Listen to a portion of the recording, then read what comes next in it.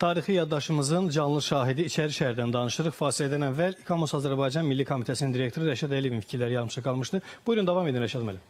Qısa bir xatırlatma, axırıncı autentiklik, orijinallıqdan danışdıq. O Türkiyə təcrübəsini verdim mən.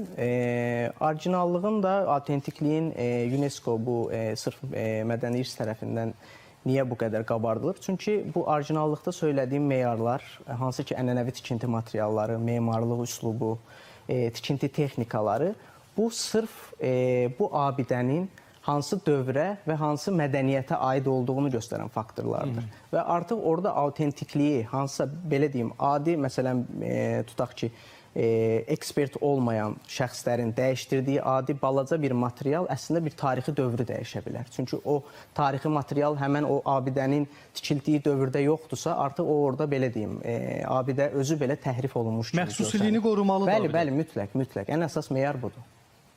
Digər qonağımız var studiyamızda. Azərbaycan Milli Elmlər Akademiyasının Tarix İnstitutunun əməkdaşı Faiq İsmayılovla davam edəcəyik. Faiq müəllim, dünyada qədim şəhərlərin sayı hesabı yoxdur, ancaq mövcudluğunu qoruyub saxlayanların sayı azdır. Onlar hamısı bugünə qədər mövcud ola bilməyib. Ona görə sizin gözünüzlə baxmaq istəyirik bugün İçəri şəhərə və dünyadakı qədim şəhərlərə. Onları qoruyub saxlamağın hansı yolları var, təcrübələr nədir? Bilirsiniz, Allah Taala'nın bir mədəniyyət nümunəsi kimi Bakı şəhərini, İçəri şəhəri bizə bəxş eləyibdir. Yəni biz bu şəhərlə həm də danışanda öyünürük və qürur duyuruq ki, bizim belə bir şəhərimiz var. Bəli, bu şəhəri bəs biz necə saxlayırıq? Bunu indiyə qədər bizə hansı formada gəlib çatıbdır? Yəni orada istər onun yeraltı mədəni qatlarının, yəni arxeoloji qazıntılar nəticəsində nələr əldə olunubdur, hələ nələr bundan sonra əldə oluna bilər. Yəni bunlar hələ başqa bir söhbətlərin mövzusudur. Yəni mövcud vəziyyətdə bugünkü gündə İçəri şəhər memarlıq abidələrinin qorunub saxlanması məsələsi çox ciddi bir məsələdir. Birinci növbədə o abidələrin saxlanması, qorunması, birinci növbədə onların konservasiya və bərpa olunması ilə deyək ki, saxlana bilir. Abidələr çox tez korlana bilən bir şeylərdir. Ona görə ki, deyim ki, bu abidələr həm insanlar tərəfindən, deyim ki, həm təbiət təsirləri tərəfindən, yağış, ildırım vurma və s. və həm də ki, nəqliyyatların hərəkətləri nəticəsində bu tədricən o abidələrdə deformasiya gedə bilir və o abidələr məhv ola bilir. Yəni, tədricən dağılmaya gedə bilir. Yəni, biz bunu qoruyub saxlamaq üçün biz nə etməliyik? Biz bu bərpaçılardan istifadə etməliyik. Yəni, bayaq danışıldı, materialların seçilməsi, laboratoriya analizləri, bunlar çox mühüm bir şərtlər kimi biz bunu qəbul edirik. Amma məsələ burasındadır ki, memarlıq abidələrinin, yəni daş üzərində oymaların, memarlıq quruluşları, müxtəlif ornamentlərin, üslubların yerində olduğu kimi saxlanması üçün mütləq şəkildə bərpaçılar lazımdır.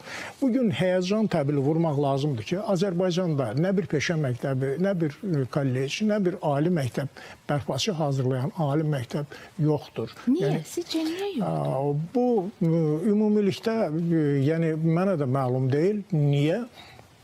Yəni, bax, bunun niyəsi bizim abidələrimizin korlanmasına, yəni qeyri-peşəkarların bu sahəyə müdaxilə etməsinə şərait yaradır.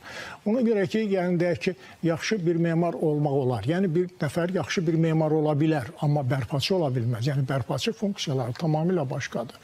Yəni, bax, bu baxımdan şəhərlərimizin qorunması, yəni bugünkü gündə İçəri şəhərin o mövcud maddi və qeyri-maddi mədəni irslərinin olduğu kimi çatdırılması, yəni bizdən böyük işlər tələb edir. İkinci bir tərəfdən, burada deyim ki, müdaxilələr daha çox, deyim ki, bu restoranlarda, kafelerin yaradılmasında və s. var. Məsələn, bunların bir çoxu şəhər mühitini, yəni qədimilik korluyur. Yəni, biz buna müdaxilə eləyən, bu təşkilatlarla söhbət eləyən zaman bunlar onu sökülüb yığılan konstruksiyalardan ibarət düzəltdiklərini deyirlər. Yaxşı, abidəyə müdaxilə etmədik. Axı, bunun görüntüsünü biz korlamışıq. Yəni, artıq bu həmin görüntüdə deyil. Biz onu qədimliyini müasirləşdiririk. Yəni bax bu baxımdan yəni bax bunlar da ümumilikdə diqqət yetirilməlidir və gələcəkdə bu kimi deyim ki ticarət fəaliyyət növləri ümumilikdə həmin evlərdə, yəni daha yaxşı olar ki, həmin binaların özlərində olsun. İkinci bir tərəfdən o şəhərin qədimliyini saxlamaq üçün mütləq şəkildə yəni bizim deyim ki Bakıya aid olan deyim ki mətbəximizin orada daimi şəkildə o yeməkxanalarda istifadə olunmasıdır. Çünki kənar yeməklər deyil, yəni içəri şəhərə gedirsən, o müxtəlif o qədimilik, o deyim ki abi hava və o deyim ki mətbəx nümunəsindən dadmaq və orada yaddaşlarda qalan çox mühüm yaddaşlarda qalan bir məsələdir. Mənim hələ bir neçə 10 il hardasa təqribən bundan əvvəl bizim belə bir söhbətimiz olmuşdu, bir tədbirdə diskusiyamız olmuşdu. Ben orada təklif eləyirdim ki, biz nəyə görə biz faytonlar bir nümunələrini biz orada qoymayaq. Yəni söhbət onda deyil ki, bu taksi faytonlar olsun. Yəni mən gəlirəm məsələn uşaqlarla və yaxud da ki nəvələrlə falan. Yəni mən nəyə görə ki taksi faytondan istifadə etmək. Yəni biz qədimlik deyəndə nəyi düşünürük? Qədimlik deyəndə elə binaların memarlıq quruluşunu saxlamaqla düşünürük. Həm sakinlərə marağı olur, yəni, həm də turistlərə. Kompleks şəkildə daha dəyərli olar. Yəni bax bunu biz burada yaratmalıyıq ki, yəni bax bunlar gələcəkdə bizim gələcəyə ötürə biləcəyimiz, gələcək nəsillərə verə biləcəyimiz mühüm bir töhfə ola bilirdi. Yəni bax bu baxımdan İçəri şəhər əvəzsiz bir şəhərimizdir, qədim şəhərdir. Yəni bax bunun o deyim ki, bərpasından da xüsusi diqqət etmək lazımdır. Bir neçə il bundan öncə mənə bir media nümayəndəsi xəbər vermişdi ki, İçəri qala divarları bərpa olunur və orada mişardaşlarından istifadə olunur.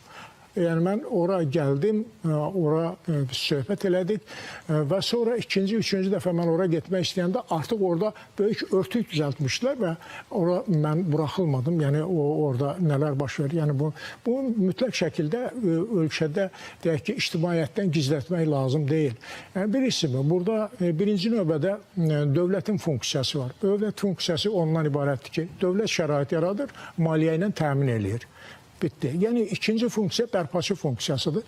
Yəni bu bərpaçı bərpanı mütləq şəkildə materialların, yəni abidənin özünün materiallarının analizindən, laborator analizindən və onun əldə edilməsi qaydalarını birbaşa deyim ki itaat etmək, yəni onu etməklə o işi hazırlamalıdır və üçüncü bərpaya gəlməlidir.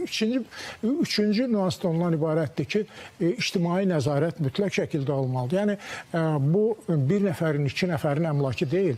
İçəri şəhər Azərbaycan xalqınındır, Azərbaycanlıdır. Yəni bax bunun ictimaiyyətin bütün ora nəzarəti. Indi biz hərdən gedəndə bir ərazilərə mütləq şəkildə kəndim bir neçə adamları narahatçılıq keçirirlər ki, bu bina dağılıb gedir. Yəni qədimiliyinə görə dağılıb gedir. Artıq əhalidə narahatçılıq var. İçəri şəhər əhalisində deyil, ümumiyyətlə Bakıda yaşayan əhali üçün bir narahatçılıq yarada bilən bir yerdir ki, onun qorunub saxlanmasına diqqətlə deyim ki, məşğul olmaq lazım. Faiq müəllim, toxunduğunuz məsələlər mən istədim Elsəvər müəllimdən fikir alaq. Faiq müəllim dediyi məsələlər yəqin ki, İçəri şəhər Dövlət Tarix Muzeyi Qoruğu İdarəsinin aktual və prioritetə saxladığı məsələlərdir. Tamamilə doğru.